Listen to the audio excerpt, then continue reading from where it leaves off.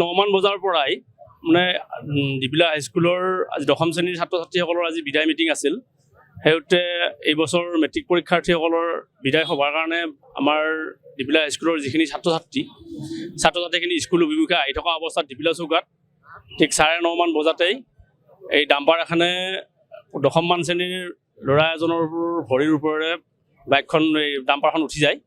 ফলত ল'ৰাজনৰ ভৰি দুখন ভাঙি যায় আৰু তেওঁৰ চাইকেলখনো সম্পূৰ্ণৰূপে ভাঙি যায়।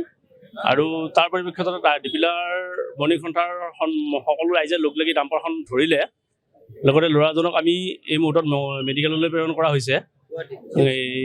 তেখেতক এই মুহূৰ্তত লৈ যোৱা গ'ল প্ৰাইভেট গাড়ীৰে। আমি 108ত ফোন কৰিছিলোঁ, সেই সময়ত 108 আহি নাপালে। পুলিচ প্ৰশাসনো যথেষ্ট দেৰিকৈ আহিছে। শেষত আমি ডাম্পাৰখন ধৰি ৰাখি দিছোঁ। আপোনালোকৰ পিছফালে ডাম্পাৰখন আছে।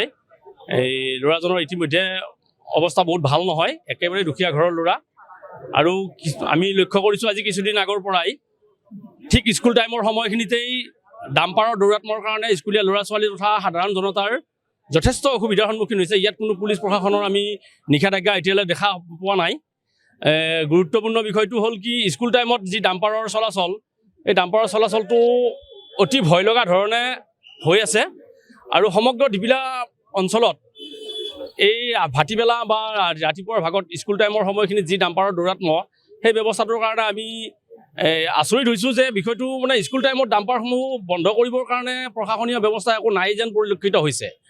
আমি সাধাৰণ জনতাৰ কাৰণে এটা ডাঙৰ সমস্যাৰ সৃষ্টি হৈছে যে ডিবিলা চৌকাত সকলোৱে জানে যে ডিবিলা চৌকাত ঠাই যথেষ্ট ঠেক, ৰাস্তা যথেষ্ট ঠেক। ইয়াত কিন্তু ডাম্পাৰ চালকসকল বা ডাম্পাৰবিলাকৰ কোনো নিৰ্দিষ্ট নিয়মৰ ভিতৰত তেওঁলোক চলাচল নকৰে। আৰক্ষীয়ে সন্ধিয়া সময়ত সাধাৰণ নাগৰিকক যথেষ্ট নিশ্চয় কোনো ধৰণৰ ব্যৱস্থা আমি এতিয়ালৈ দেখা নাই। কাৰণ এই ৰাস্তা নহয়, দুনীফালৰ সেই ৰাস্তাৰ ফালেও আমি দেখিছোঁ অহৰ্নিশে ডাম্পাৰ, 10 চকাৰ ডাম্পাৰ, 6 চকাৰ ডাম্পাৰ অহৰ্নিশে চলি থাকে। তাত কোনো ফাইনৰ বা কোনো পুলিচ প্ৰশাসনৰ কোনো গেটৰ বা কোনো চেকিঙৰ ব্যৱস্থা আমি দেখা নাই। তেখেতলোকে কি কাৰণত এই উন্মুক্তভাৱে ডাম্পাৰ চলি আছে আমি এতিয়ালৈ গম পোৱা নাই।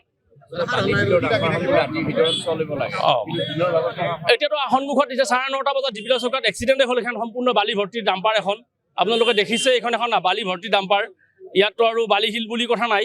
তেওঁলোকে কি কাৰণত ইমান উন্মুক্তভাৱে চকৰ মাজত স্কুল টাইমত দৌৰা-দৌৰি কৰিছে, ঘূৰা-ঘূৰি কৰিছে, আমি সেই কথাটো গম পোৱা নাই। আমি প্ৰশাসনৰ ব্যক্তিসকলৰ দৃষ্টিগোচৰ কৰিব বিচাৰিম যে সাধাৰণ জনতাৰ গাড়ীসমূহ ধৰি যি হাৰাশাস্তিৰ সৃষ্টি কৰি আছে, তাৰ বিপৰীতে ডাম্পাৰসমূহৰ ওপৰত কিন্তু কোনো ব্যৱস্থা গ্ৰহণ কৰা আমি দেখা পোৱা নাই।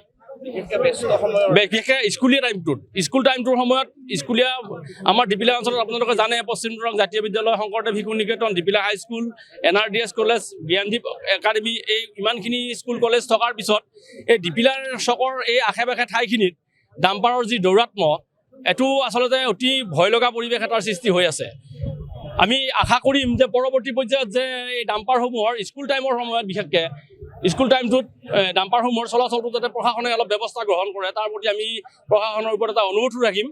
আৰু আপোনালোকৰ গেটাৰ্থে তেখেতসকলক আমি জনাই দিব বিচাৰিছোঁ যে স্কুল টাইমত বিশেষকৈ বজাৰ সময়ত বিশেষকৈ ডাম্পাৰসমূহৰ চলাচলটোত যাতে তেওঁলোকে কিবা বাধা নিষেধ আনিব পাৰে, তাৰ কাৰণে আমি আশা কৰিম। আচলতে অতি দুৰ্ভাগ্যৰ কথা যি আমাৰ এই ডিবিলা এই অঞ্চলত ডাম্পাৰৰ যি দৌৰাত্ম আৰু ডাম্পাৰৰ দৌৰাত্মৰ কাৰণে আজি ডিবিলা হাইস্কুলৰ 10ম মানৰ ছাত্ৰ ইমৰান হক নামৰ ল'ৰাজন গুৰুতৰভাৱে আহত হৈছে। আৰু ইয়াত আচলতে প্ৰশাসন বা অন্য ধৰণৰ যি ধৰণৰ প্ৰশাসনিক ব্যৱস্থা আছে, এই প্ৰশাসনিক ব্যৱস্থাখিনিৰ চূড়ান্ত হেমাহিৰ কাৰণে ডাম্পাৰৰ দৌৰাত্মৰ কাৰণে আমাৰ সৰ্বসাধাৰণ মানুহৰ যথেষ্ট হাৰাশাস্তি খাবলগীয়া হৈছে। আমি বাৰম্বাৰ বিভাগীয় কৰ্তৃপক্ষক আবেদন কৰি থকাৰ পিছতো তেওঁলোকে কিন্তু ডাম্পাৰৰ যি আচলতে যি নীতি নিয়মৰ মাজেৰে ডাম্পাৰসমূহ চলাচল কৰিব লাগে, সেই ধৰণৰ নীতি বহিৰ্ভূতভাৱে তেওঁলোকে ডাম্পাৰসমূহ চলাচলৰ ব্যৱস্থা কৰিছে।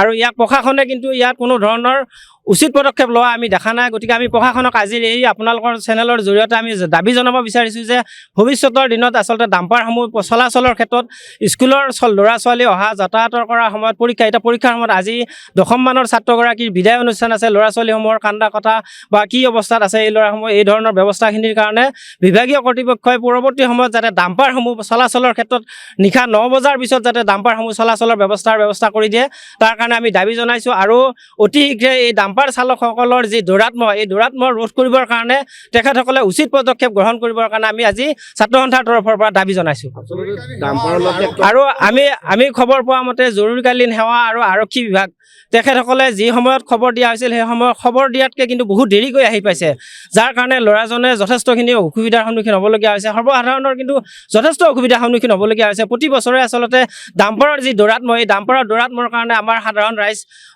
যথেষ্ট জুৰুলাৰ সন্মুখীন হ'বলগীয়া হৈছে গতিকে ডাম্পাৰসমূহৰ চলাচলৰ ক্ষেত্ৰত প্ৰশাসন আৰু ঠিকাদাৰসমূহে যাতে কোনো ধৰণৰ নীতি বহিৰ্ভূতভাৱে কাম নকৰে তাৰ কাৰণে আমি দাবী জনাইছোঁ বালি কঢ়িওৱা ট্ৰাক শিল বালি কঢ়িওৱা ট্ৰাক আৰু ট্ৰেক্টৰ